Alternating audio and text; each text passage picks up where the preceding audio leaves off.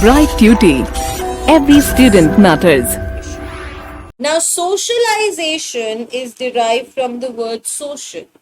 Okay, living with somebody, not alone, but living in company of people.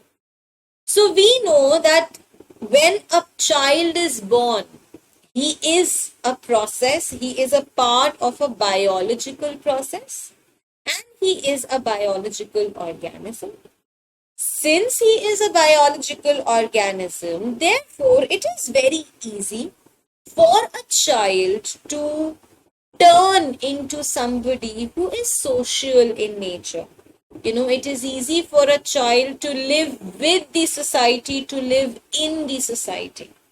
The child learns how to speak, how to act, how to feel. How? By noticing the society, by noticing the people around him. So this process in which a person is molded, is changed, is transformed into a new being, into a better being, is known as socialization. Now, what are some of the definitions of socialization? According to Cooley, socialization is that process through which an individual can develop himself or herself. How? By learning what is going on in the society, by knowing how he or she can bring about a change in their own personality. In the view of Ogden, another psychologist, socialization is that process with the help of which the individuals learn how to live in accordance with the society, how to follow the norms that are laid down by the people. In the words of,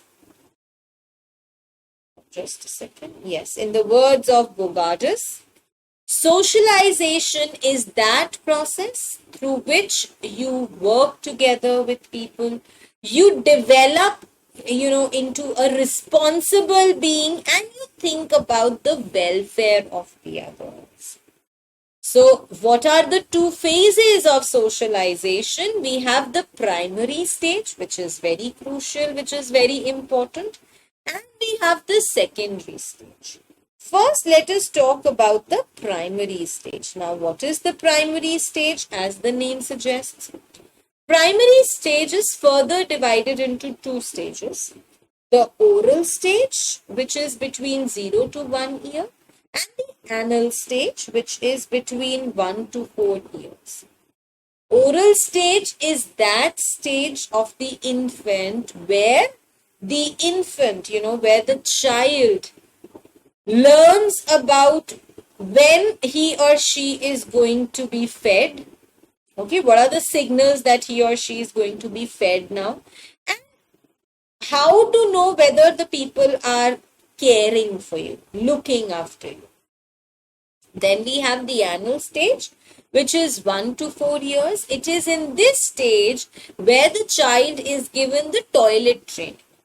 Okay? That when you feel you have the urge to go to the washroom, they are supposed to give some signal to their parent. Secondary stage, the first part of the secondary stage is the Oedipal stage, which is 4 years until puberty. Okay. This stage, as we have just read, begins around the 4th year of the child and goes up to until the child reaches puberty. Now, this is that period when the child actually becomes a member of the family.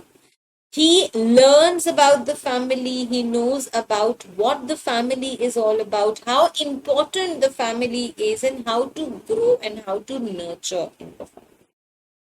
So, again, socialization can further be talked. There are again two types of socialization that we can talk about. The first is anticipatory socialization. To anticipate something means to look into yourself. So, anticipatory socialization is that through which the individuals, the people, they try to copy the behaviors of, what they will have to do in the future. For example, if I give you the simplest example for this, a boy at the age of 15, let's say, knows that 20 years from now he will have to have a family, will have to look after the family and earn and be the most responsible member of the family.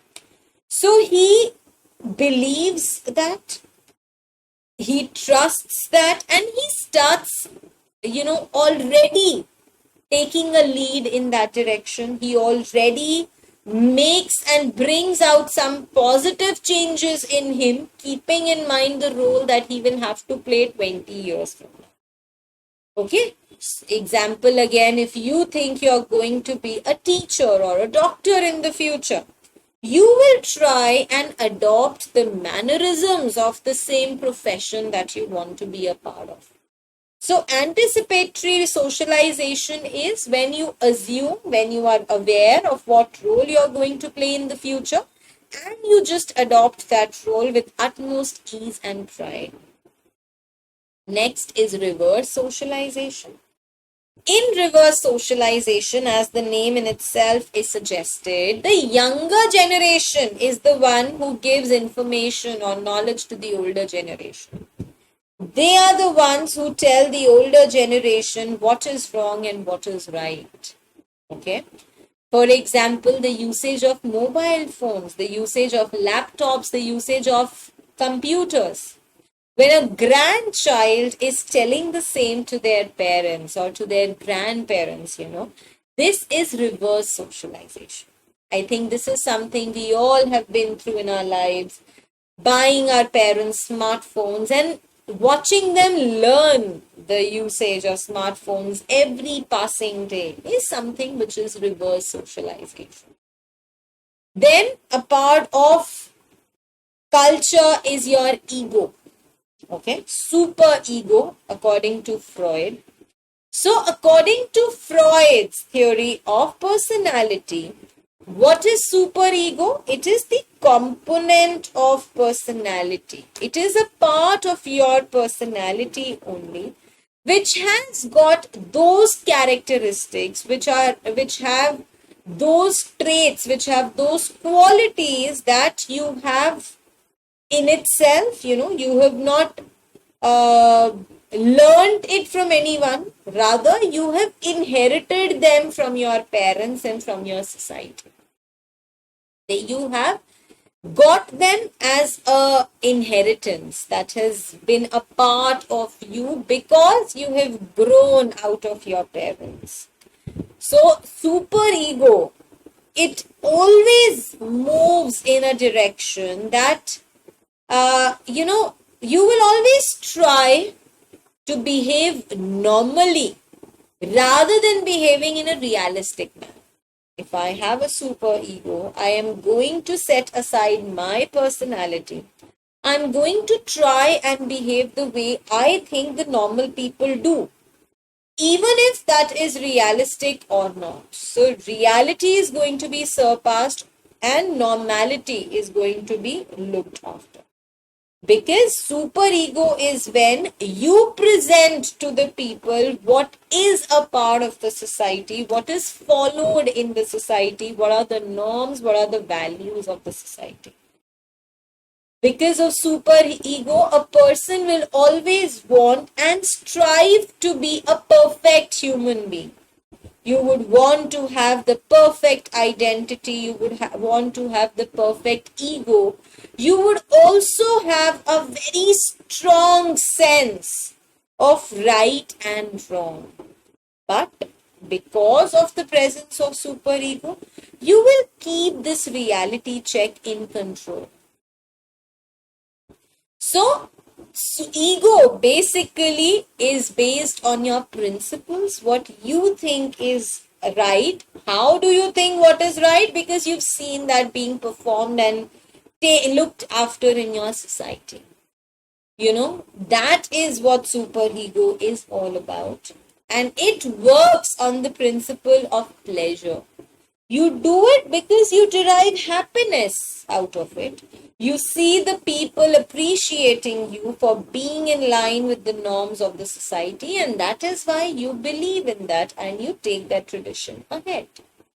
Sigmund Freud, he explained that the process of socialization goes through these three stages. Okay, so he talked about the three stages as we have just told you about. We have superego, then we have the personality changes, and this is what socialization is all about.